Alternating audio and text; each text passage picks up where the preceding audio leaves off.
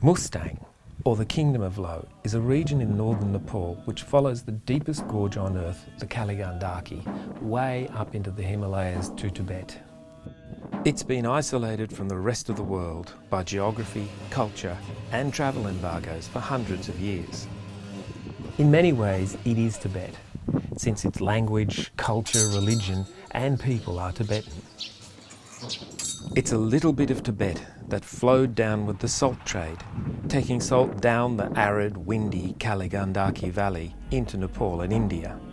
It's thought that people entered this arid region from Tibet as long ago as 1000 BC. It's a land that's windswept, stark, enormous, and very eerie. The air is thin, and getting enough breath can be difficult, especially walking with a pack or trying to get to the end of a long sentence.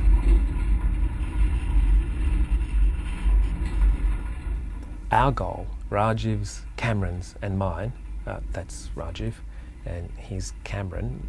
Strangely, the locals didn't pay any attention to his death mask and goggles, but tourists had a second look, and here's me. Anyway, our goal was to get to the 600-year-old mud-walled capital of Lo Manthang for the once-a-year 3-day TG festival. Now, I have to tell you that Lo Manthang is not easy to get to. Starting at Kathmandu, it's a flight to Pokhara, 200 kilometres to the west, where most Himalayan expeditions start. Then a short flight to Jomsom.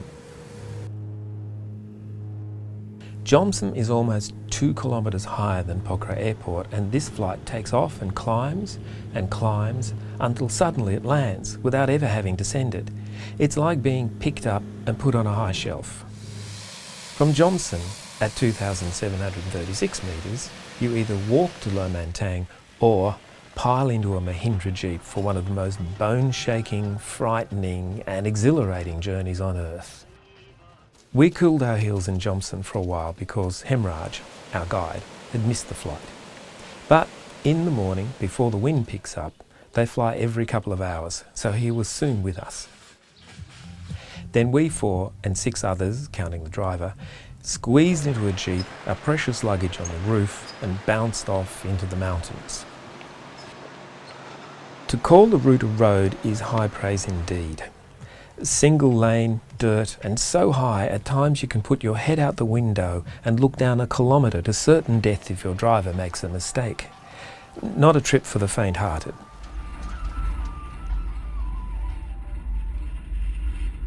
From Jomsom to Lo Manthang, we passed through a series of villages perched on cliffs above the river and surrounded by a green carpet of walled fields on the modest amount of flat land available. Once, these villages were staging posts on the pathway that took salt from Tibet down the Kali Gandaki to the markets of Nepal and India. A trade that brought wealth to the region and allowed Nepal, who was the governor of the Tibetan province of Lo, to create the independent Kingdom of Lo in 1440. Sarang is one of the largest of these villages and the original capital before independence in 1440. Here, the crumbling palace fortress was home to 3 generations of the hereditary governors of Lo. When Nepal declared independence, he built a new capital at Lo Manthang. It's hard to grasp the scale of these mountains. Even when you're standing in this landscape, it's hard to take in their monumental height. Even harder to grasp is the dynamic nature of this enormous landscape. With no trees and little vegetation, the unrelenting afternoon wind shapes and reshapes the ridges, wearing away not only the landscape, but the houses, temples, walls, and structures which dot this extraordinary country. As we approached Lo Manthang, we took a quick side trip to a temple at the very heart of Tibetan Buddhism. One of the gurus credited with establishing Buddhism in Tibet is Guru Rinpoche, otherwise known as Padmasambhava, or the Lotus-born. In the 8th century, Guru Rinpoche was invited to Tibet by the Tibetan king to help establish Buddhism there. At that time, he had already established his first temple, here at Lo Geka.